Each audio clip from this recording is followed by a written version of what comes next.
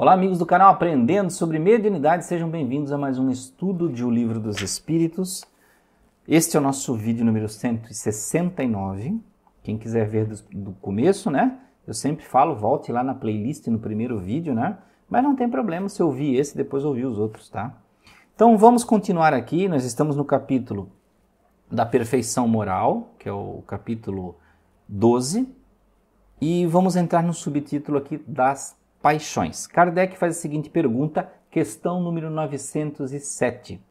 Visto que o princípio das paixões está na natureza, ele é mau em si mesmo?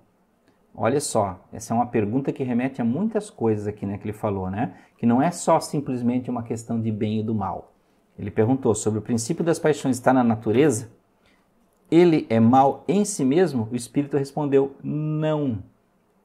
A paixão está no excesso acrescentado à vontade, porque o princípio foi dado ao homem para o bem, e as paixões podem levá-lo a grandes coisas, sendo o abuso que delas se faz que causa o mal. Ou seja, quando você fica obsessivo por aquilo, quando você começa a ultrapassar limites, pisar nas pessoas para buscar aquilo que você quer buscar, tá? Questão 908. Como definir o limite em que as paixões deixam de ser boas ou más? Resposta. As paixões são como um cavalo que é útil quando está dominado, que é perigoso quando ele é que domina.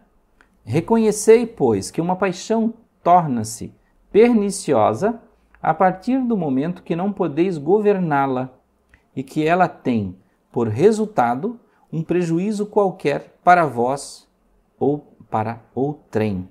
E aí tem uma consideração de Kardec aqui. As paixões são alavancadas que decuplicam as forças do homem e o ajudam na realização dos objetivos da providência. Mas se, em lugar de as dirigir, o homem se deixa dirigir por elas, cai nos excessos e a própria força que em suas mãos poderia fazer o bem recai sobre ele e o esmaga. Todas as paixões têm o seu princípio num sentimento ou necessidade natural. O princípio das paixões, portanto, não é um mal, visto que repousa sobre uma das condições providenciais da nossa existência. A paixão, propriamente dita, é o exagero de uma necessidade ou de um sentimento. Ela está no excesso e não na causa. E esse excesso torna-se um mal quando tem, por consequência, um mal qualquer. Vejam, ele termina aqui. Toda paixão que aproxima o homem da natureza animal o distancia da natureza espiritual. Todo sentimento que eleva o homem acima da natureza animal anuncia a predominância do espírito sobre a matéria e o aproxima da perfeição. Vamos dar um exemplo bem simples, por exemplo, gostar da doutrina espírita e fazer pesquisa e ler e estudar a doutrina espírita é uma coisa muito boa. É uma paixão, sim, porque você desenvolve aquilo para o bem de si mesmo primeiro e depois buscando ajudar as outras pessoas. Porém, se você se obstina demais naquilo, se você se obstina num excesso que você não ouve mais as pessoas, porque você só enxerga isso e você não consegue ver outra coisa, isso torna-se então o fanatismo. Né? Quando você começa a negar todas as outras literaturas, todos os outros pensadores, profetas, espiritualistas, porque você acredita que só a doutrina espírita fala a verdade, todos os outros estão errados, tudo é mentira e aqui está a única verdade e a vida. Aí você tornou-se um fanático. Uma paixão que de início era uma coisa boa te levando para o bem, com o exagero passando por cima das outras pessoas, tornou-se fanatismo. Tá? Questão 909. O homem poderia sempre vencer suas más tendências pelos seus esforços? Ele responde sim, e algumas vezes por fracos esforços. É a vontade que lhe falta. Quão poucos dentre vós fazem esforços. Então ele explica que muitas vezes a gente, por comodidade, né? A gente não quer se modificar, acontece algo, a gente poderia evitar, mas por quê? A gente gosta da situação que está. e permite que continue como está. Né? Questão 910. O homem pode encontrar nos espíritos uma assistência eficaz para superar suas paixões? E ele diz, se ele ora a Deus e ao seu bom gênio com sinceridade, os bons espíritos virão certamente em sua ajuda, porque é a sua missão. Mas vejam, ele fala aqui que os bons espíritos vêm nos ajudar, mas não significa que os bons espíritos façam por nós, ou que tirem de nós as paixões, ou que num momento de tentação eles simplesmente consigam evitar que a gente caia na tentação.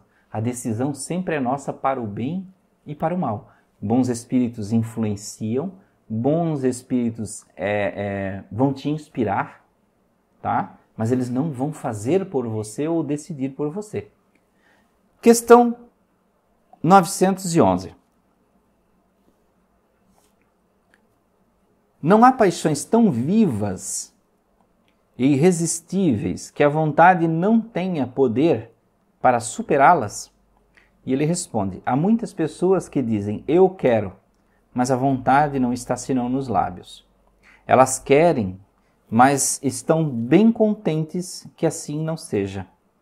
Quando se crê não poder vencer suas paixões, é que o espírito nelas se compraz em consequência de sua inferioridade. Aquele que procura reprimi-las compreende sua natureza espiritual. As vitórias são para ele um triunfo do espírito sobre a matéria.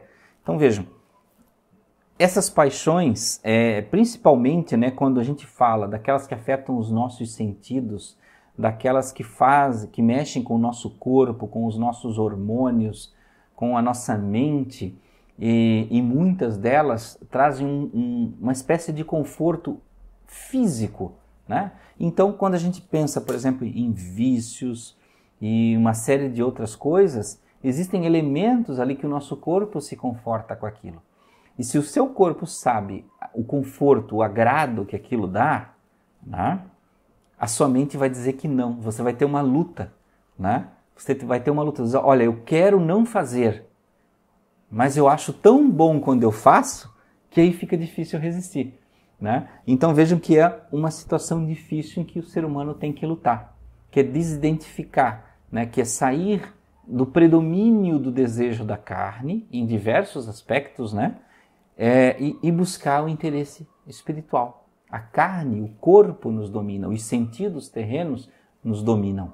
E sair disso é bastante difícil, é verdadeiramente uma luta. Questão 912. Qual é o meio mais eficaz de se combater a predominância da natureza corporal? Olha só, aí ele vem falar do que eu falei agora, né? Sobre o nosso corpo. E ele diz aqui, simplesmente, praticar a abnegação de si mesmo.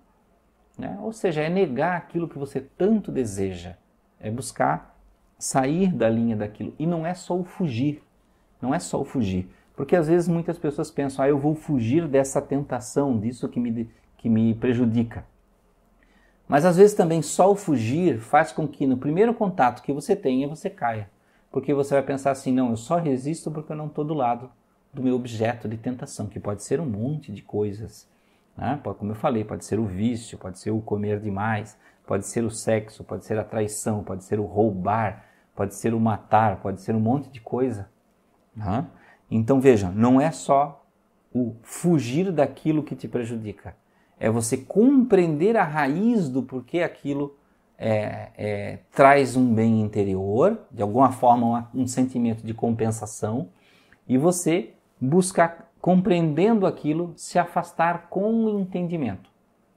Tá? Precisa dessa parte do entendimento. De início, você vai ter que só fugir do vício, né? Ou do problema. Mas depois você vai ter que ir para essa etapa, para não passar uma vida inteira fugindo e aí no primeiro contato que tiver você cair. Tá? Então, meus amigos, isso aqui, vejam como tem um exercício importante aqui sobre as paixões e como nós fugimos dessas paixões. Vamos continuar no próximo vídeo, então, entrando no subtítulo do egoísmo, tá? E vamos continuar na questão 913. Então, grande abraço, até o próximo estudo de O Livro dos Espíritos.